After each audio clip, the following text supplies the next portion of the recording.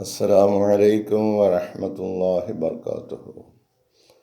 أشهد أن لا إله إلا الله وحده لا شريك له وأشهد أن محمدا عبده ورسوله. أما بعد فأعوذ بالله من الشيطان الرجيم. بسم الله الرحمن الرحيم. الحمد لله رب العالمين الرحمن الرحيم مالك يوم الدين. إياك نعبد وإياك نستعين.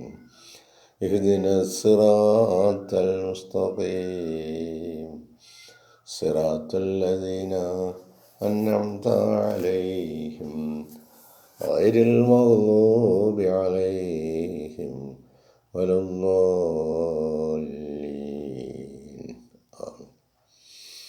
പ്രിയമുള്ള സഹോദരങ്ങളെ, നമ്മുടെ പ്രിയങ്കരായ ഇമാം ഹസ്രത്ത് ഖലീഫത്തുള്ള മുനീർ അഹമ്മദ് അസീം അയ്യദഹുല്ലാഹു തആല ബിനസ്രിൽ അസീസ് നമുക്ക് നൽകുന്ന വിശുദ്ധ ഖുർആൻ വിശദീകരണ പാഠങ്ങളിൽ സൂറത്ത് നിസായിലെ 34-ാമത്തെ വചനമാണ് നമ്മൾ ഇന്നലെ മനസ്സിലാക്കാൻ ശ്രമിച്ചത്. അതിൽ ഒരുവൻ്റെ ധനം എങ്ങനെയൊക്കെ വിനിയോഗിക്കണം, തൻ്റെ മരണശേഷം ആ സ്വത്തുക്കൾ ഏത് രീതിയിൽ ആർക്കൊക്കെ കൊടുക്കണമെന്നും എങ്ങനെ അത് സംരക്ഷിക്കപ്പെടണമെന്നും ഉള്ള കാര്യങ്ങളാണ് ഈ വചനത്തിൽ.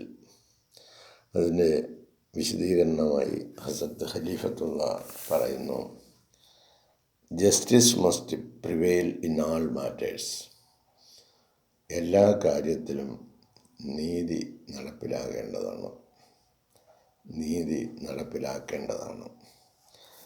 Allah enjoins the fair sharing of inheritance.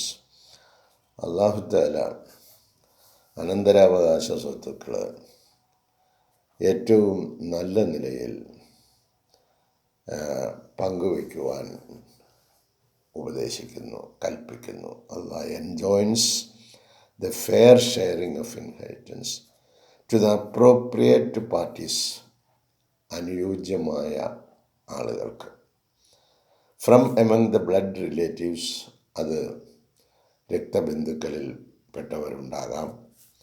And other people close to one's heart, ഒരുവനുമായിട്ട് ഏറ്റവും അടുത്ത് സ്നേഹബന്ധം പുലർത്തുന്നവരുണ്ടാകാം.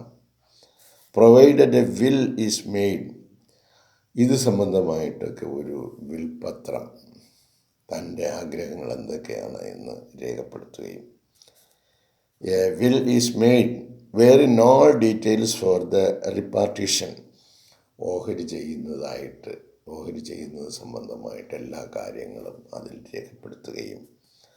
Of the inheritance is specified, ആ അനന്തരാവകാശ സമ്പത്തിനെ പ്രത്യേകമായി എടുത്ത് കാണിച്ച് ആ കാര്യങ്ങളനുസരിച്ച് പ്രവർത്തിക്കേണ്ടതാണ്.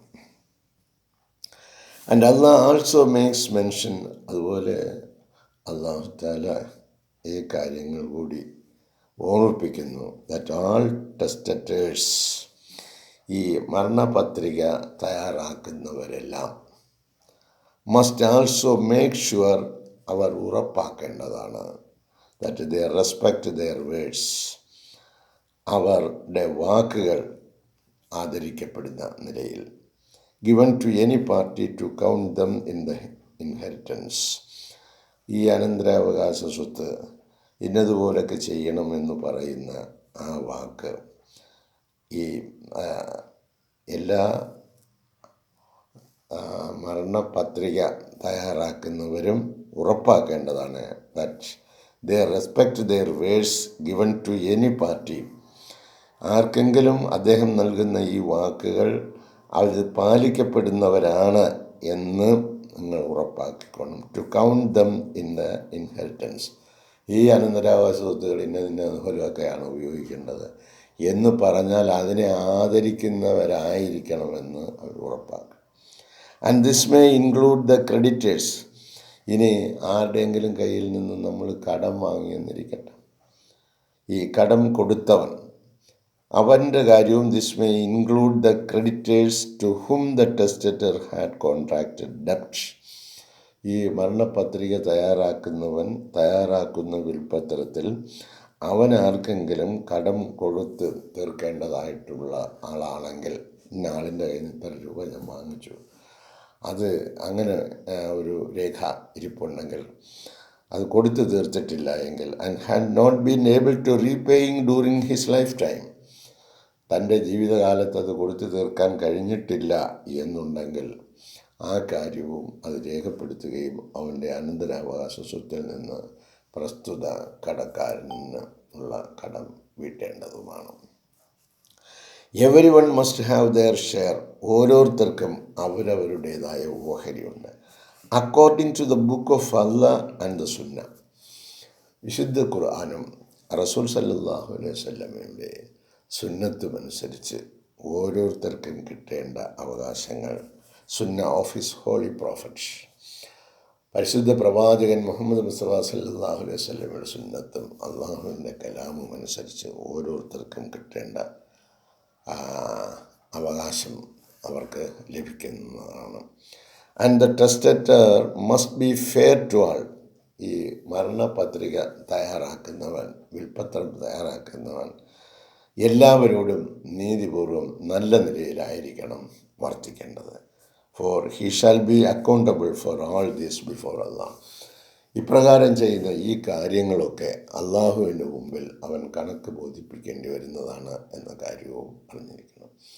അപ്പോൾ അനന്തരാവകാശ സ്വത്തുക്കൾ ഇതെല്ലാം ഖുർആനും പ്രവാചക വചനവും അനുസരിച്ചുള്ള കാര്യങ്ങളാണ്.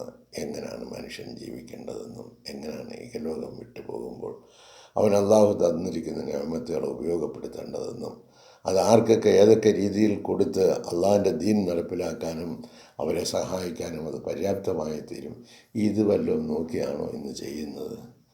തെമ്മാടികൾക്കും ദുർവൃത്തർക്കും ഒറ്റുകാർക്കും ആയിട്ട് വീതിച്ചു കൊടുത്ത് അവർ ഈ ധനം മുഴുവൻ ധൂർത്തടിക്കുന്ന രംഗങ്ങളല്ലേ ഇന്ന് കാണുന്നത്.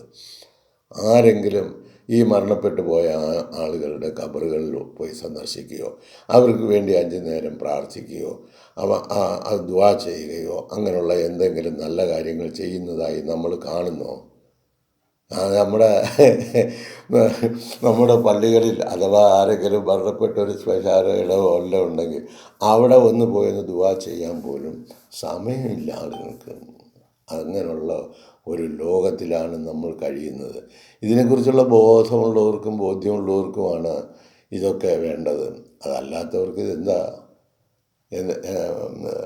അള്ളാഹുവും അവൻ്റെ റസൂലും പറഞ്ഞതനുസരിച്ചുള്ള ഷെയറാണ് അവർക്ക് കിട്ടുന്നത്. അപ്പോൾ ഈ കാര്യങ്ങളൊക്കെ നമ്മുടെ മക്കൾക്കും നമ്മുടെ കൊച്ചുമക്കൾക്കും, നമ്മുടെ കുടുംബം എന്ന് പറയുമ്പോൾ ഇത്രയൊക്കെ ഉള്ളൂ. പിന്നെ ഗ്രാൻഡ് ഫാദറും ഗ്രാൻഡ് മദറും അതൊക്കെ അങ്ങനെ ഉണ്ടെങ്കിൽ അത് എല്ലാവർക്കും എന്തിനാ ദീൻ നടപ്പിലാക്കുന്നതിന് എന്ന് പറഞ്ഞാൽ എന്താ? അള്ളാഹിൻ്റെ കൽപ്പന നടപ്പിലാക്കുന്ന അവരാണെങ്കിൽ അവരിങ്ങനെ ദിക്റും സലാത്തും ദുആയും കഠിനമായ യത്നവുമായിട്ട് അള്ളാഹിൻ്റെ ദീനിനു വേണ്ടി ജീവിക്കുന്നവരാണ് എങ്കിൽ അവർ